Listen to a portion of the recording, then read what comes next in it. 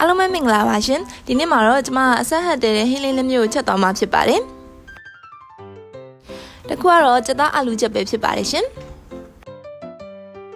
နောက်တစ်ခုကတော့ကစွန်းရဲ့ချင်းဟင်းပဲဖြစ်ပါတယ်ကျွန်မချက်တာလေးတွေကိုအတူတူလိုက်ပြီးတော့ကြည့်ရှုပေးကြပါအောင်ရှင်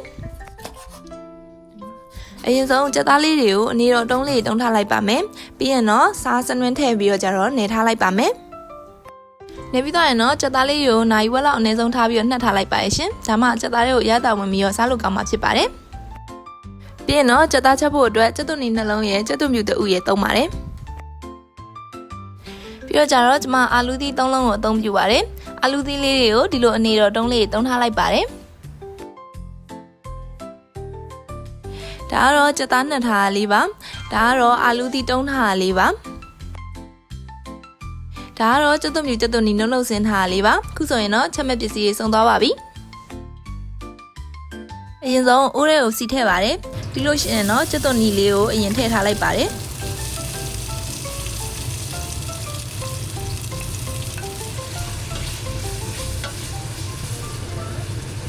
ပြီးရင်တော့ကြက်သွန်မြူထည့်ပါတယ်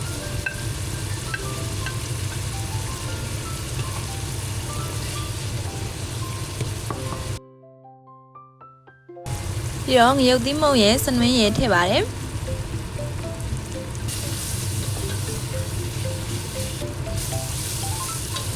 ကြက်သွန်မြူကြက်သွန်နီကိုနွမ်းသွားတဲ့အထိစီးသက်ပြီးရင်တော့ကျွန်မကြက်သားလေးထည့်လိုက်ပါတယ်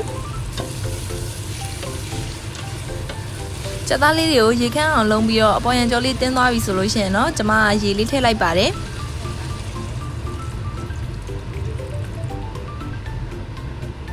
ပြီးရင်တော့အဖောင်းအုပ်ထားလိုက်ပါတယ်ကဲအခုဆိုလို့ရှိရင်ရေလည်းပွက်နေပြီကြက်သားလေးလည်းကြက်ခန့်နီးသွားပြီဆိုတော့ကြတော့ကျွန်မအာလူသီးလေးထည့်လိုက်ပါတယ်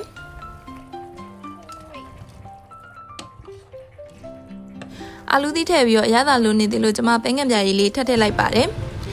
ငါးငန့်ပြားရည်သုံးရင်လည်းရပါတယ်ပြီးရင်တော့အိုးဖုံးလေးကိုပိတ်ပြီးတော့အာလူလေးနူးအောင်ထားလိုက်ပါမယ်အခုဆိုရင်အာလူလေးနူးသွားပြီးရေလည်းခမ်းသွားပြီဆိုတော့ကြတော့စားလို့ရပါပြီဒါကတော့ကြက်သားအာလူဟင်းချက်ပြီးသွားတဲ့ခြေနေလေးပါပြီးရင်တော့ကစွန်းရဲ့ချင်ချက်ဖို့အတွက်ကစွန်းရဲ့ရေဆေးမယ်ပြီးတော့လို့ရှိရင်တော့မကြီးမဲ့လေးကိုရေစိမ်ထားလိုက်ပါတယ်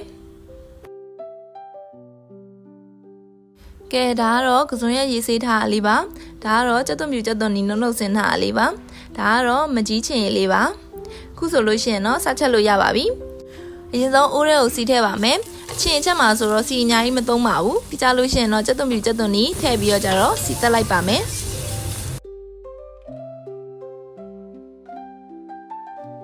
ပြီးရင်တော့ငပိထည့်ပါတယ်ငပိကိုလည်းမှုေးသွားအောင်လို့စီတက်လိုက်ပါတယ်ပြီးရင်တော့ရေထည့်ပါတယ်ရေပွက်ပြီဆိုရင်စားရည်တကြားရည်မကြီးချင်လေးရည်ထည့်လိုက်ပါတယ်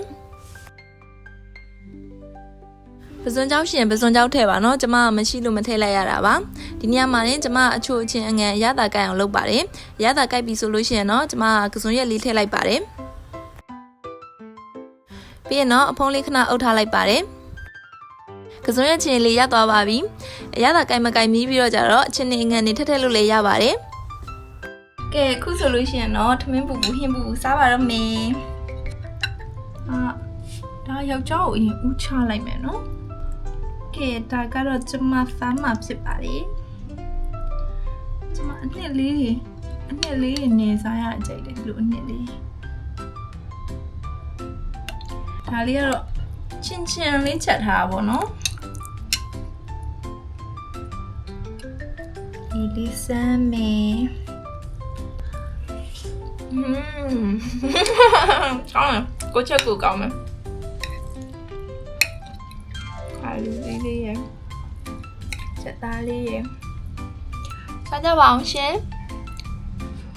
အာဘူးမဆိုလို့ဒီလိုဒီရွက်လည်းရမ်းကြိုက်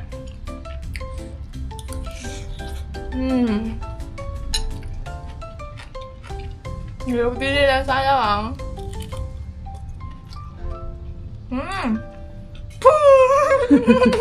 ကျမ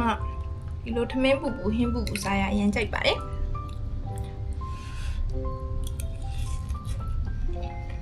တက်ပြီးစားလိုက်ပါအောင်မယ်ရှင်အားလုံးကိုကျေးဇူးတင်ပါတယ်ဘိုင်ဘိုင်